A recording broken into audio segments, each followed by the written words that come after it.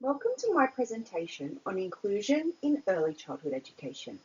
Today, I'm going to talk about what diversity and inclusion mean in our context, then introduce the multi-tiered system of support, or MTSS, as a framework for inclusive pedagogy. I'll then focus on two learner groups and share strategies that benefit everyone. In early childhood education, diversity is about recognizing the unique qualities that every child brings with them. This includes their culture, language, abilities, identity, and also the values and ways of knowing from their families. When we talk about inclusion, we mean making sure that every child not only takes part, but feels genuinely valued and capable. These concepts are intertwined and really important.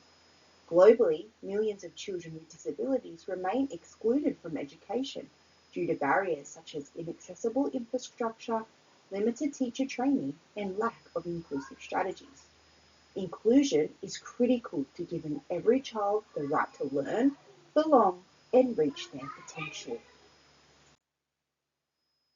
The Early Years Learning Framework reminds us that belonging, being, and becoming are at the heart of children's development.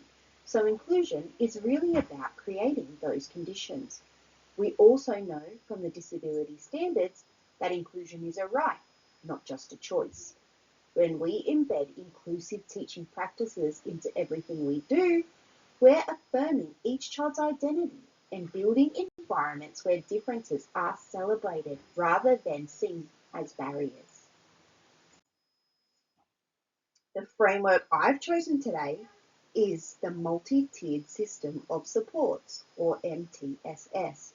This is an evidence-based, proactive model that helps us support the wide range of learners we see in early childhood. I like to think of it as a layered system that works a little bit like scaffolding, so every child gets what they need to succeed. At the base, we have Tier 1. This is the universal support that all children deserve. It includes things like high quality, play-based learning, predictable routines, language-rich interactions, and opportunities to learn in their own way. Then, when some children need a little more, we move to Tier 2. This is small group support, where we might offer a targeted program for oral language or a social skills group. Finally, for children who need more intensive and personalised help, there's Tier 3. This might look like one-on-one interventions or the use of specialised communication tools or collaboration with allied health professionals. What's really valuable about MTSS is that it's not about waiting for a child to struggle before stepping in. It's preventative. It's also relational, which connects well with Brenner's ecological systems theory, reminding us that children's learning is influenced by their families, communities, and cultural worlds. MTSS also reflects CLEAR's socio-cultural perspective because it encourages us to adapt learning to the child's social and cultural context. Overall, it helps to ensure that no child is left behind. The first learner group I want to focus on is children with autism spectrum disorder. These children often have incredible strengths, like being able to recognize patterns, focus on details, or remember things really well. At the same time, they may experience challenges in social communication, sensory processing, or managing transitions. Even though these children share a diagnosis, their strengths and challenges can be as unique as a fingerprint, so strategies cannot be one size fits all. Noisy environments or sudden changes in routine can be overwhelming for some children with autism. To support their well-being and participation, we need environments that anticipate these challenges with consistent routines, clear communication, and spaces where they can regulate. The second group I've chosen are children who are learning English as an additional language or dialect, sometimes called EAL/D learners. This group can include children from migrant and refugee backgrounds, as well as Aboriginal and Torres Strait Islander children who are learning standard Australian English alongside their home language. These children thrive when they are exposed to rich oral language, when teachers scaffold learning with visuals and gestures, and when they are encouraged to draw on their home language as a strength. What I find interesting is that although these groups seem quite different, they actually both show us the power of MTSS. For children with autism, Tier 1 strategies like visual schedules help everyone, while Tier 2 and Tier 3 supports can be added when needed. Likewise, for English as a second language learners, universal strategies like storytelling and role play build language for all children, and targeted interventions can be layered on if some children need extra support. For children with autism, one strategy that works really well is the use of visual routines and social stories. This can be something as simple as a picture chart showing the flow of the day or a short story that explains what will happen at pack-away time.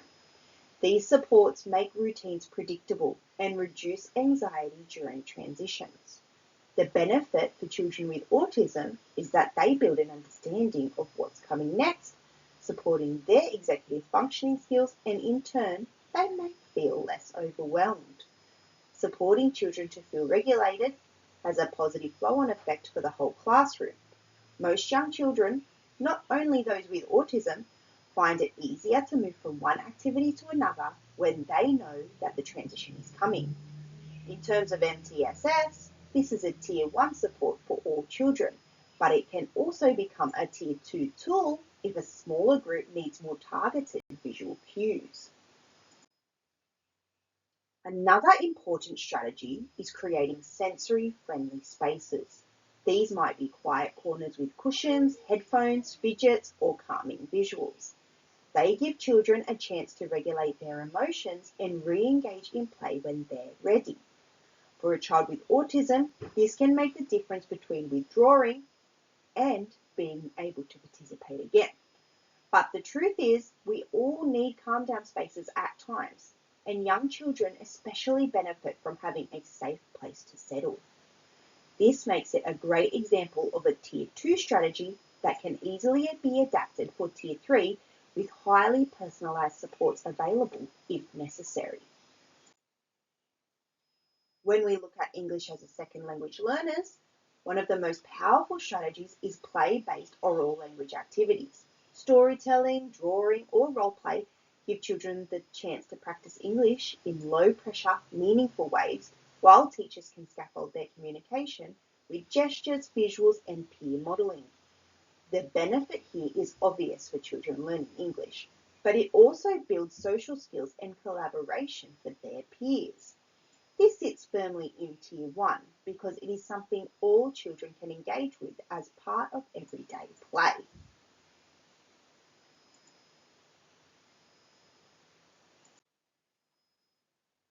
The final strategy I want to mention is targeted small group language interventions, such as Fast Forward or other structured oral language programs.